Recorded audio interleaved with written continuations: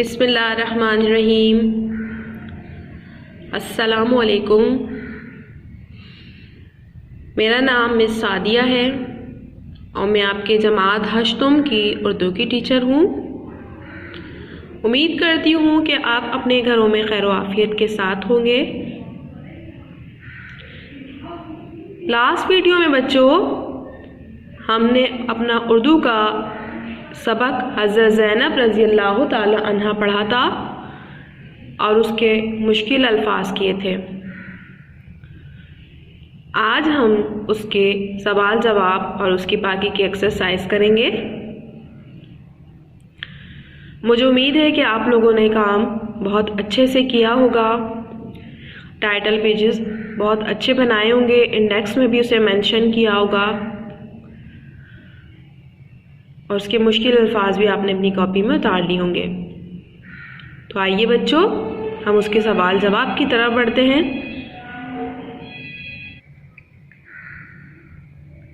हज़रत ज़ैनब रज़ी अल्लाह ताला अन्हा नवासी रसूल हज़रत मोहम्मद सल्लल्लाहु अलैहि वसल्लम थी और हज़रत इमाम हसन और हज़रत इमाम हुसैन की बहन और हज़रत अली शेर खुदा की बेटी थी। यहाँ पर हमें सवाल दिया गया है कि अकीला बिन हाशिम के क्या मायने हैं। तो बच्चों इसका जवाब हम लिखेंगे, हज़रत ज़ैनब को अकीला बिन हाशिम के नाम से पुकारा जाता है, जिसके मायने हैं हाशमी ख़ानदान की अक्लमंद औरत।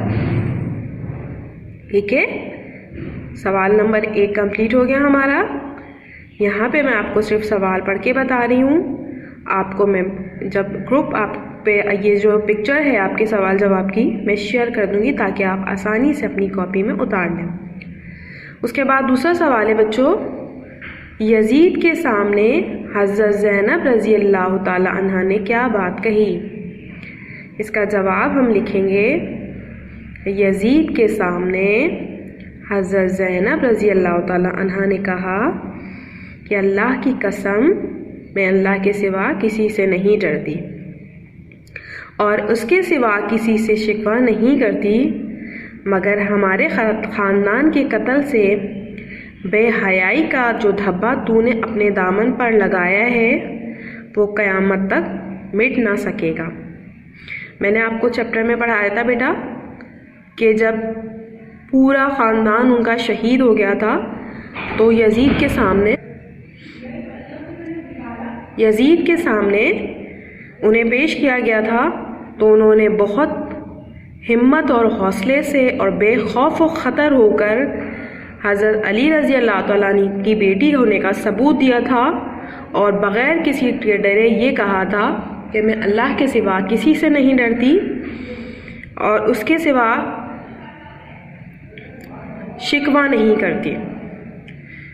ठीक है, ये क्वेश्चन नंबर 2 का आंसर है हमारा। उसके बाद तीसरा सवाल था बच्चों, सानेहा करबला के बाद हज़रत इमाम हुसैन के ख़ानदान को किन हालात का सामना करना पड़ा। इसका जवाब हम लिखेंगे, सानेहा कहते हैं बेटा किसी भी वाक़े को, कोई किसी के साथ बुरा वाक़या हो जाता है तो उसे हम कहते हैं सानेहा। सानेहा करबला में हज़रत इमाम हुसैन और उनके जानिसार साथी शहीद हो गए तो पसमानदा ख़वातीन और बच्चों के लिए गमज़दा, खौफ व हिरास, मायूसी और शर्मिंदगी के इन लम्हात में हज़रत ज़ैनब ही उनका सहारा बनी। क्वेश्चन नंबर 4 है बच्चों, सानह करबला के बाद हज़रत ज़ैनब ने क्या किरदार अदा किया। तो इसका जवाब हम लिखेंगे, सानहा करबला के बाद हज़रत ज़ैनब ने नाजुक और पुरख़तर वक्त में साबित कदमी का सबूत दिया। साबित कदमी का मतलब होता है मजबूती से जमकर डटकर मुकाबला करना, इसे कहते हैं साबित कदमी। और जाबिर हाकिम का मतलब होता है जालिम हाकिम, मतलब जो जिसके दिल में रहम नहीं होता, जालिम होता है, संगदिल होता है, उसे कहते हैं जाबिर। और हाकिम का मतलब होता है हुकूमत करने वाला। उसके सामने कलमा हक कहा और साबित कर दिया कि मोमिन मर्द हो या औरत इसे अल्लाह के सिवा किसी का खौफ नहीं होना चाहिए। ये क्वेश्चन नंबर 4 का हमारा आंसर है। उसके बाद हमारा सवाल नंबर 5 है बच्चों, हज़रत ज़ैनब की ज़िंदगी से हमें क्या सबक मिलता है। हज़रत ज़ैनब की ज़िंदगी से हमें ये सबक मिलता है कि दीन की राह में बड़ी से बड़ी मुश्किल को किस हौसले और पुख्ता अज़म के साथ बर्दाश्त किया जा सकता है। उसका बेहतरीन नमूना हज़रत ज़ैनब ने पेश किया, जो मुसलमान ख़वातीन के लिए एक रोशन मीनार की हैसियत रखता है। उसके बाद आ जाते हैं बच्चों हम जुमलों की तरफ। जुमले आप क्लास 1 से बनाते हुए आ रहे हैं। आप लोगों को जुमले बनाना कुछ मुश्किल नहीं होगा, लेकिन फिर भी मैं आपकी आसानी के लिए यहाँ कुछ जुमले बता रही हूँ, उनके मतलब बताऊँगी ताकि आप आसानी से और भी इस तरह के जुमले बना सकें। सबसे पहला लफ्ज़ है हमारा बच्चों इस्तेहकाम। इस्तेहकाम का क्या मतलब होता है? इस्तेहकाम का मतलब होता है मजबूत, स्ट्रॉन्ग जिसे कहते हैं। यहाँ पर हम जुमला बनाएंगे, अल्लाह ताला पाकिस्तान को मजबूत इस्तेहकाम से नवाजे। ठीक है। उसके बाद दूसरा लफ्ज़ है बच्चों सरफराज होना। सरफराज का मतलब होता है कामयाब होना, कामरान होना, किसी भी मौक़े में अच्छी तरीके से कामयाब लौटना। अब यहाँ पर हम जुमला बनाएंगे, हज़रत इमाम हुसैन रज़ी अल्लाह ताला अन्हा करबला के मैदान में शहादत के मर्तबे से सरफराज हुए, मतलब कामयाब हुए। तीसरा लफ्ज़ हमारा कायदाना सलाहियत। कायदाना कहते हैं, कायद जो होता है उसका मतलब होता है लीडर, और सलाहियत होती है उसका मतलब होता है क्वालिटी या खूबी। तो यहाँ पर हम जब जुमला बनाएंगे कायदाना सलाहियत का, तो हम जुमला बना रहे हैं कायदे आज़म बचपन से ही कायदाना सलाहियत के मालिक थे। अब उसके बाद लफ्ज़ बच्चों हमारा सलामिगी। सलामिगी का क्या मतलब होता है? सलामिगी का मतलब होता है डर और खौफ। जंग में खौफ व हिरास और सलामिगी का आलम था। उसके बाद है लफ्ज़ बेटा सब्र इस्तिकामत। सब्र इस्तिकामत का क्या मतलब होता है? बग़ैर किसी डर व खौफ के किसी चीज़ पर डटे रहना और सब्र करते हुए उसे कहते हैं सब्र इस्तिकामत। हमें हर हाल में सब्र इस्तिकामत से काम लेना चाहिए। उसके बाद है बच्चों लफ्ज़ संगदिल। संगदिल का मतलब होता है बेरहम जालिम, जिसके दिल में डर और खौफ ना हो उसे कहते हैं हम संगदिल। संग का मतलब होता है पत्थर, पत्थर भी कहते हैं, पत्थर दिल भी कह सकते हैं आप। ठीक है। अब इसका जुमला हम बनाएंगे, फ़िरौन संगदिल इंसान था। फ़िरौन के बारे में आप सबको पता है फ़िरौन कौन था। तो अगर आपको कोई इस तरह का जुमला बनाना है तो आप भी बना सकते हैं, फ़िरौन संगदिल इंसान था। उसके बाद है बच्चों पर्दापोशी। पर्दापोशी का मतलब होता है किसी का ऐब रखना या किसी की बात जो राज में हो उसे छुपा के रखना, उसे कहते हैं पर्दापोशी। ऐसी बात जो किसी के सामने आएगी तो बहुत मायूब समझी जाएगी, बहुत बुरा समझा जाएगा, उसका मतलब होता है बच्चों पर्दापोशी। अब हम इसका जुमला बनाएंगे, हमें दूसरों की पर्दापोशी करनी चाहिए। समझ आ गए आप लोगों को जुमले? अब उसके बाद यहाँ पर दुरुस्त जवाबात हैं जो हम मैं आपको बुक में भी शेयर कर दूँगी, जो यहाँ की जो पिक्चर है, तो आप ये भी आराम से अपनी कॉपी के अंदर कर लेंगे। यहाँ पे भी आप देख लीजिए, पहली अलिफ में आएगा 5 हिजरी, बे में आएगा हज़रत अली की, तीसरा है करबला और दाल है कोफे में। मैं आपको बुक में भी शेयर कर दूँगी, आप देख लीजिएगा, बुक में भी निशान लगा दूँगी ताकि आप आसानी से अपनी कॉपी के अंदर कर लें। अब हमारा सवाल है, ये अल्फाज पढ़िए। इन लफ्ज़ों में हर लफ्ज़ के शुरू होने में एक अलामत लगी हुई है, अन, बा, बे, ला, इन अलामतों को हम क्या कहते हैं? साबिके। इन साबिकों को लगाकर हम नए अल्फाज बनाते हैं, कोई 3। अब यहाँ पर देखिए साबिके, ये जो लफ्ज़ ये बेटा अन, बा, बे, ला, इनसे हम काफ़ी जुमले बना सकते हैं, इन्हें हम कहते हैं साबिके।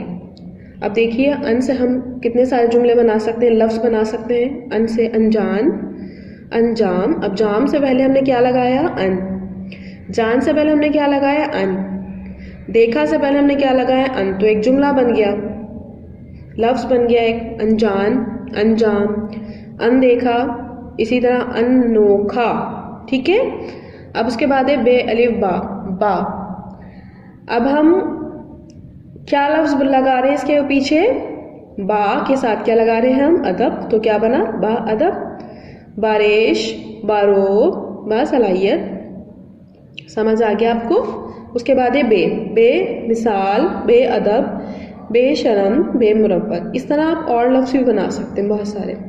यहाँ पर लफ्ज़ दिया गया हमें ला इल्म, ला जवाब, ला हासिल, ला चार और ला इलाज। ये समझ आ गया आपको साबके।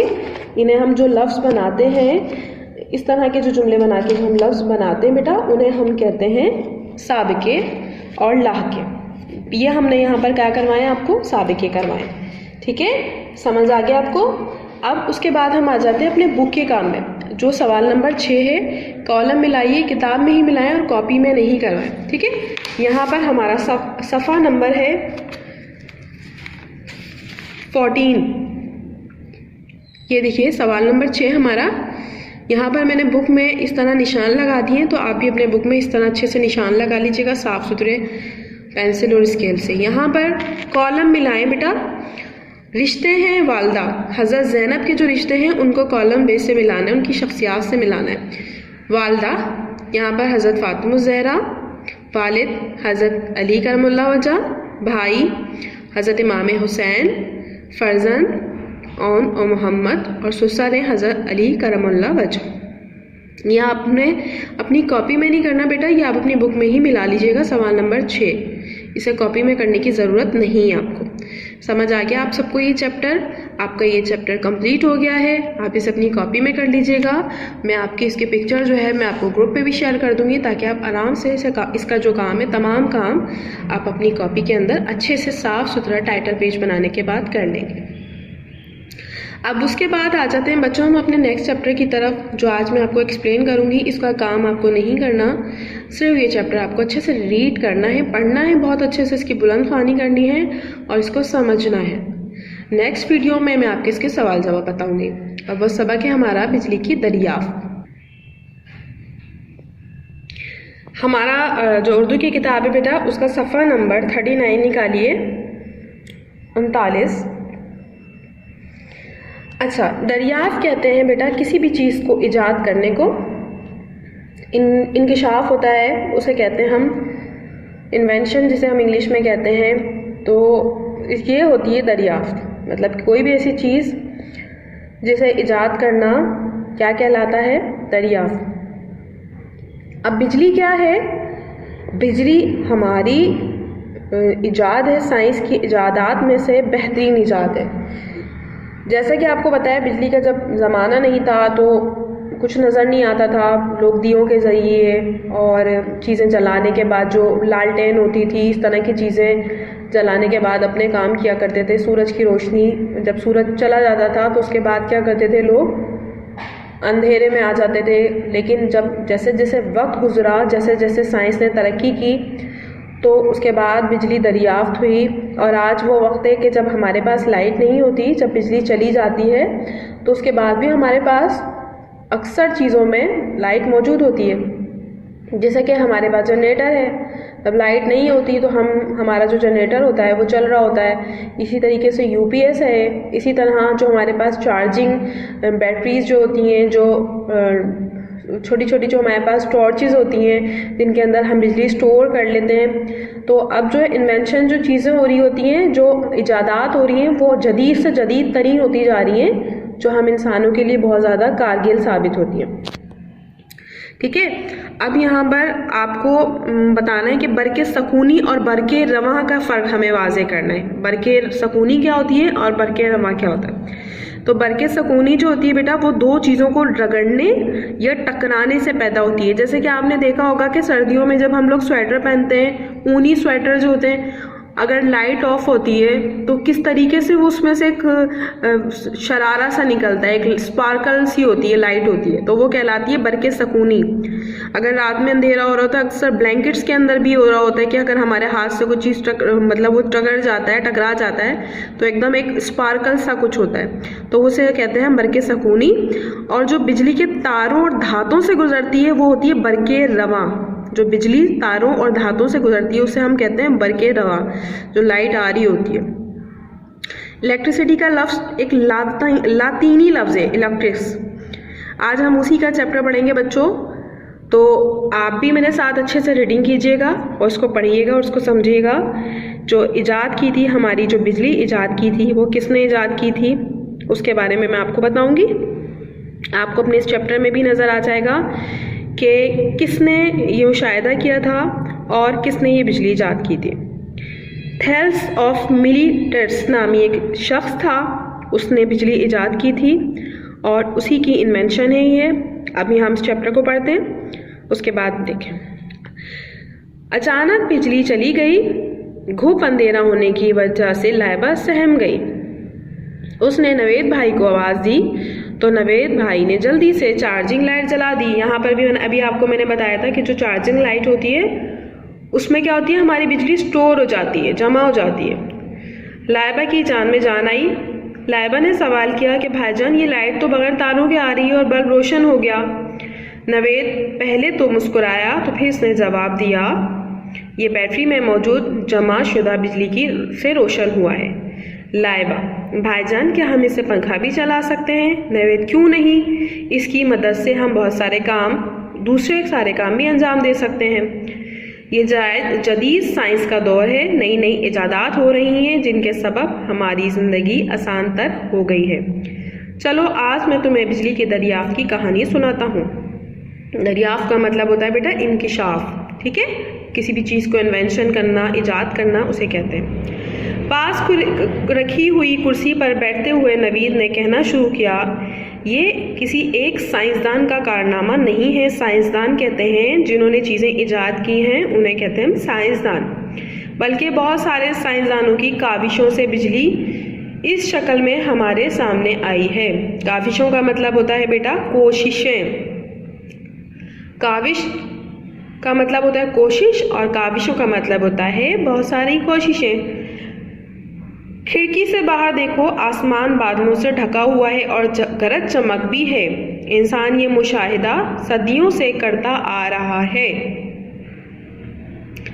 लेकिन इब्तदाई तौर पर थेल्स ऑफ मिलिटर्स ने बादलों में बिजली की तवानाई का इंकिशाफ किया। जो थेल्स ऑफ मिलिटर्स थे उन्होंने इस चीज़ को इंकिशाफ किया था, बादलों के अंदर बिजली है।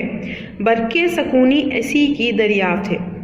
1700 में इलेक्ट्रिसिटी का लफ्ज़ वजूद में आया जो साइंसदान विलियम गिलबर्ट ने लातीनी लफ्ज़ ज़बान इलेक्ट्रिक से लिया था। इस तरह पहले पहल बरके सकूनी की दरियाफ्त हुई थी।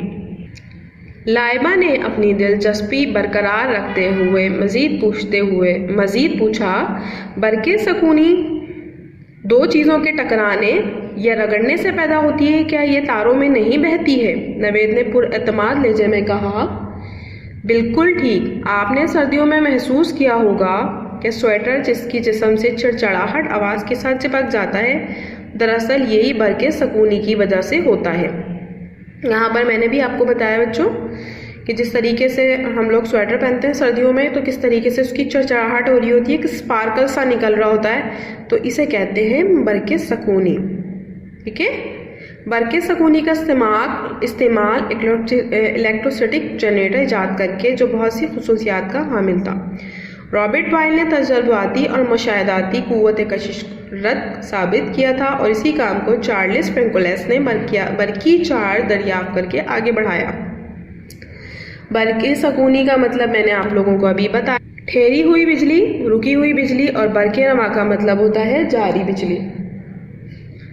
लाइबा इन्हमाक से ये सब कुछ सुन रही थी, लिहाजा नवेद ने संजीदगी से कहा, बेंजामिन फ्रैंकलिन ने बादलों की गरज से चमक के दौरान फिजा में एक पतंग उड़ाई जिसकी दुम से धाती कीलें लटका दी। उसकी तवक्को के मुताबिक लोहे की कीलों से शरारे पैदा हुए और उसे ज़ोर से झटका भी लगा।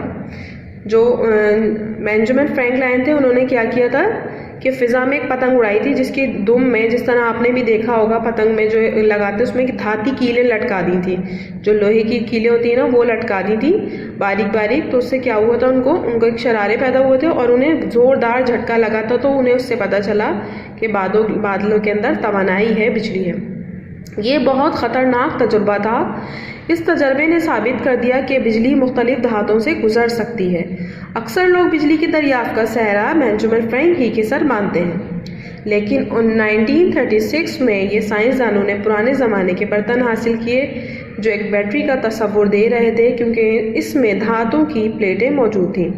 इससे जाहिर होता है कि बिजली का इस्तेमाल बहुत पुराना है। माइकल फ्रॉड ने वाज़ेह किया कि बिजली बरक़े रवां क्या है। इस तरह हेनरी कैवेंडिश ने ऐसी अशिया की फहरिस्त बनाई जिससे बिजली गुजर सकती थी। एडिसन ने अपनी तजर्बागाह में बिजली से रोशन होने वाला पहला बल्ब इजाद किया। जैसा कि आपको एडिसन का जब नाम आता है आपके जहन में, तो आपको सबसे पहले क्या चीज़ याद आती है कि उसने बल्ब इजाद किया था जिसने अंधेरों से दुनिया को निकाला था। उसके बाद 19वीं सदी में निकोला टेस्ला ने तिजारती बुनियाद पर बिजली तैयार की जो दूर दराज के कस्बों को मुहैया की। आजकल बिजली डैमों के ज़रिए तैयार की जाती है। वोल्टा और वेस्टिंग दूसरे साइंसदानों ने भी इस पर खासा काम किया है और इंसानी ज़िंदगी को आसान से आसानतर बनाने में मदद की। इससे पहले कि नवेद उठकर किसी और काम में मसरूफ़ होता, लाइबा ने अपनी राय का इज़हार करते हुए कहा, गोया बिजली तवानाई की किस्म है जो कुदरत में पाई जाती है और साइंसदानों ने इसे दरियाफ्त करके ज़िंदगी का एक अहम हिस्सा बना लिया है और मुख्तलिफ अदवार में बहुत सारे साइंसदानों ने इसकी तरक्की में अपना किरदार अदा किया। अभी इसका जुमला ख़त्म ही हुआ था कि बिजली आ गई और बेसाख्ता लाइबा की ज़बान पर आया, ये बिजली भी किसी नेमत से कम नहीं है। तो बच्चों, ये सबक हमने पढ़ा है आज बिजली की दरियाफ्त। ठीक है, आज हमने इसका चैप्टर रीड किया है। नेक्स्ट वीडियो में मैं आपको इसका काम बताऊंगी और नेक्स्ट चैप्टर पढ़ाऊंगी। उम्मीद करती हूँ कि आपको ये चैप्टर समझ आ गया होगा। घर पे भी आप इसे अच्छी तरीके से रीड कीजिएगा। इसका काम मैं आपको नेक्स्ट वीडियो में बताऊंगी। अपना बहुत सारा ख्याल रखिएगा। अब तक के लिए अल्लाह हाफिज़।